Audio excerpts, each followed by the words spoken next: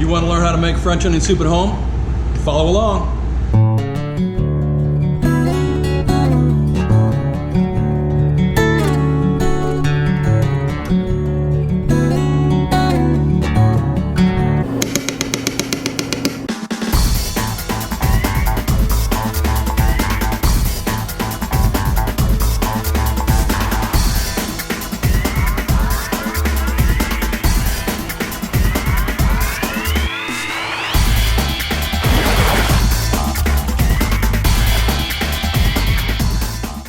Hi, I'm Chef Chris Holland with Chef Out of Water. Welcome to Cooking at Home during a global pandemic.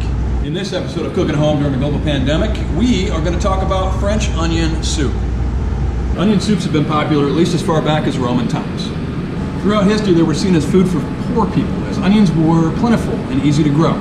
The modern version of the soup originates in Paris in the 18th century, typically made from beef broth and caramelized onions. Although this classic is ancient in origin, the dish underwent a resurgent popularity in the 1960s in the United States due to the greater interest in French cuisine. All right, to make this French onion soup today, you're going to need the following. About 3 medium-sized onions. The outcome we want is about a pound of julienne cut onions. Okay, we'll go over that in a moment. You're going to need 2 tablespoons of butter, 2 tablespoons of olive oil, 6 cloves of chopped garlic, and some fresh thyme, as well as a couple of bay leaves. You'll need a 1/4 cup of sherry vinegar and a little bit of toast. You're also going to need a little bit of cheese. We're going to dig around and see what we got left. Typically it's made with Gruyere, but you know, we are in the middle of an apocalypse. So we'll see what we got when we come to that. This episode of Cooking at Home during a global pandemic is brought to you in part by a single sea lion practicing social distancing. And of course, Chef Daddy Brands, enhancing life's flavor. Hi, I'm Chris Holland, founder of Chef Daddy Brand Seasoning Salts. Our research proves that Chef Daddy will improve your quality of life. It'll make your dinner taste like it was cooked by James Beard himself. Chef Daddy will bring romance back to the kitchen. It'll make you a better juggler. Cooking with Chef Daddy will make you a better homeschool teacher. Chef Daddy could make you an Iron Chef winner. You can use it to play cornhole. Chef Daddy's like a pot of gold at the end of a rainbow. Chef Daddy, enhancing life's flavor.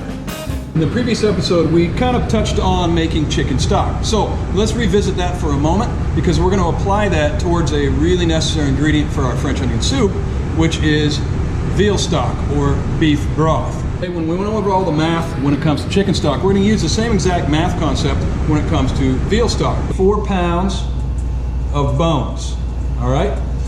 4 pounds of bones. You would need twice the amount by weight of water, or being 8 pounds of water. Now, 8 pounds of water, let's break that down for you. A pint, as we know, is a pound, all right?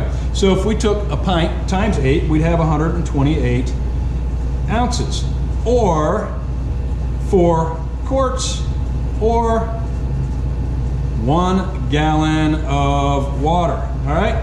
Boom. Also, in this, you would need to have half the amount by weight of bones of mirepoix, all right? Mirepoix, so that would be 2 pounds of mirepoix, all right? We talked about this before. Now, mirepoix consists of half onions, so 1 pound of onions, and half being equal parts carrots and celery. So you would need ½ pound of carrots and a ½ pound of celery, equaling a total of 2 pounds. Now, with that, let's talk about this for a minute. What you want to do is you can just put your chicken bones in a pot, you cover them with the water, and you throw your vegetables in. That's a totally acceptable way to do this. You could also take it to a next level by doing a roasted chicken stock, where you could then roast all the bones, get a little color on them, roast the vegetables, and then throw those in a pot with the water, etc., and carry on from there. All right? You choose, make this your own. I'm just giving you the concept. Now, with this, you would need what's known as a bouquet garni. Okay, garni, it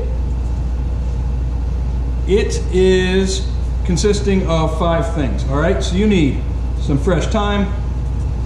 Okay, you need parsley stems. Okay, and you need some garlic, peppercorns, and bay leaf. All right. You can, traditionally you might put those in a little bit of a cheesecloth bag tied to a string, drop it in there almost like a bag of tea, if you will. But in this case, feel free, just chuck it all in there, all right? So with the stock, bring it up to just below a boil, all right? Not quite a simmer. You just want it kind of smiling on the top. You can see wisps of steam coming off, etc., but it's not simmering away too heavily. Here's the difference. With veal stock, you need to roast the bones really well. So we turn on the oven to about 400 degrees. Roast them until they start to become caramely.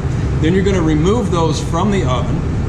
You're going to smear, if you will, tomato paste over all the bones and throw them back in.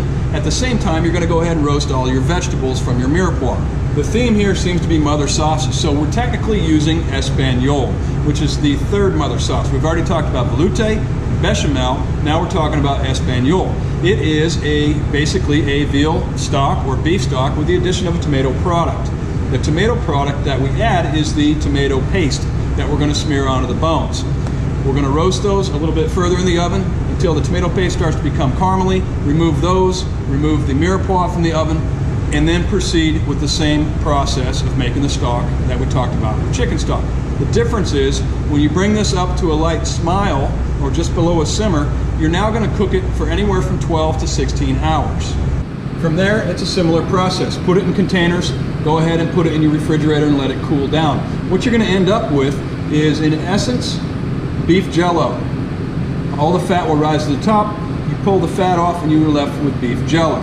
All that being said, the last two ingredients that we're going to need to make this French onion soup are veal stock. Now, you could buy a 32-ounce container of beef broth at the store. What I would recommend doing is putting that on a stovetop, reducing it by half, where you're going to end up with a more reduced and more flavorful beef stock, or demi-glace, demi meaning half. So that being said, we have right here 16 ounces of reduced beef broth. We also have, as we talked about in the previous episode, we have 16 ounces of chicken stock. So if you want to go down the trail of making your own veal stock, then please go for it. Otherwise, grab one of those containers from the store. It's about a 32 ounce of beef broth.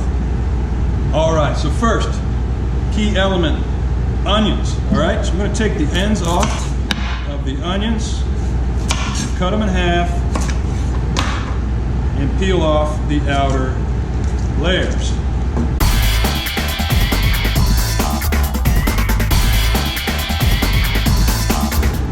All right, from here you want to bring your knife to the edge of the cutting board. You're going to start at a bit of an angle and you're going to start to julienne. As you get towards the top, you're going to be straight up and down. Make a couple more slices, turn the onion, start over. Same thing. All right, so let's speed this up for time purposes.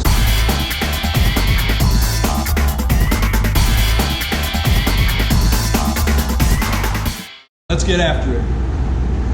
You're going to click on your flame to about a medium, okay?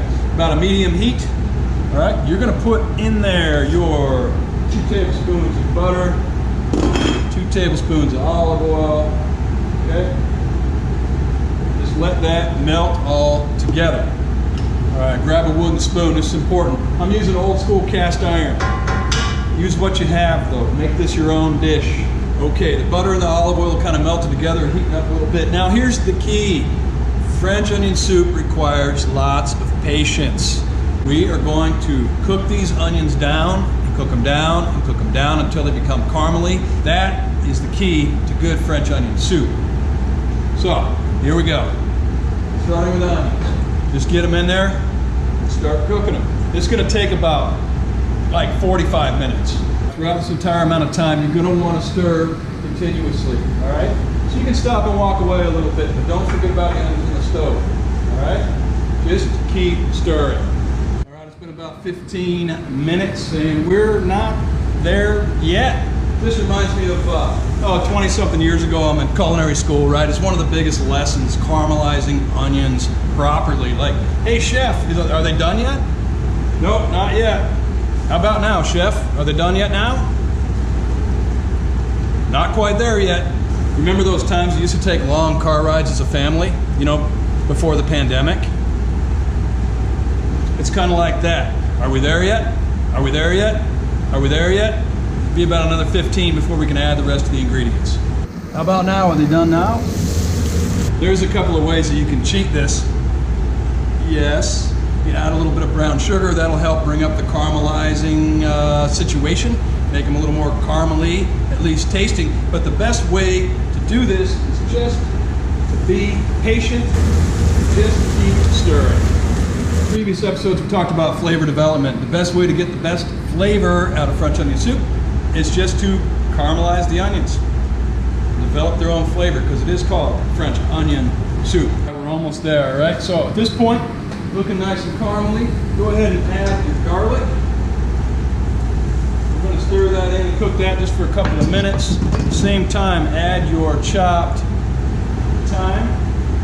Okay, spread it out there pretty good. Alrighty, stir it all together.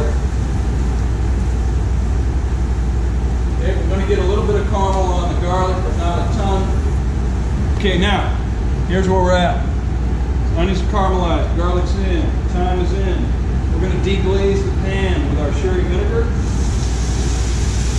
You see what's happening? It's going to take all the little bits off the bottom of the pan, kind of reincorporate them all together at that point, all right?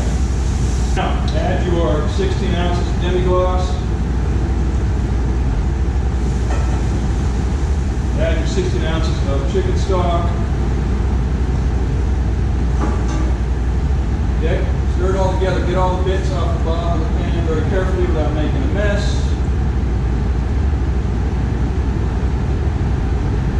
Alrighty, you're going to go ahead and chuck in a couple of bay leaves.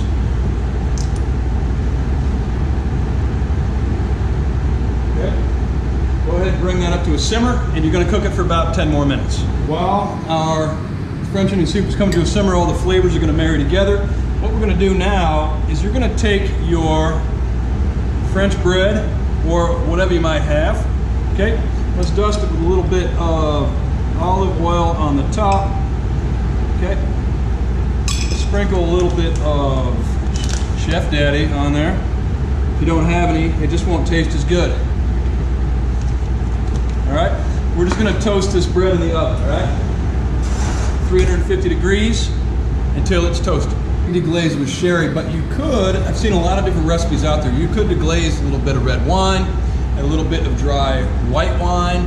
I've even had people tell me about cognac. I once actually had a chef that decided that he would add a half a bottle of Cavassier VSOP to the French onion soup. So anyway, little overkill, and we had to charge like 15 bucks for it, but anyway, whatever. What we need to do, as you know, give it a taste. I think it needs season a little bit. I'm going to use Chef Daddy. All right, let's give that one more taste. Man, that is good. And the best part, it tastes like onions. Now, that's it. You could at this point go ahead and just dish up your French onion soup into bowls. You could pre-toast all of your bread and put cheese on it and whatnot. I'm going to do this a little more traditionally. We're going to take into this little cast iron pot, we're going to take a few ladles of our French onion soup. Okay. Now remember, we put a couple of bay leaves in there, so make sure you fish those guys out. You don't want to eat them. All right. All right. Now our toast, we toasted it. We're going to flip it upside down, put it right on top. All right. Here's what I got. I have a little fontina, and I have some Parmesan. We're going to put that all right over the top, and then throw this whole bowl in the oven for a couple of minutes. When it comes out, it's going to be all gooey with cheese, have a little crunch of the toast, and be this wonderful caramelized onion flavor. Holy cow, going in the oven. Pick up our French onion soup. All right, so this guy, we're going to put it, yes, that is hot. So remember, that is hot before you put it out on your table. I would use an underplate for that. Let's put a little fresh thyme on the top. Doesn't that look wonderful? Now you know how to make French onion soup at home during a global pandemic.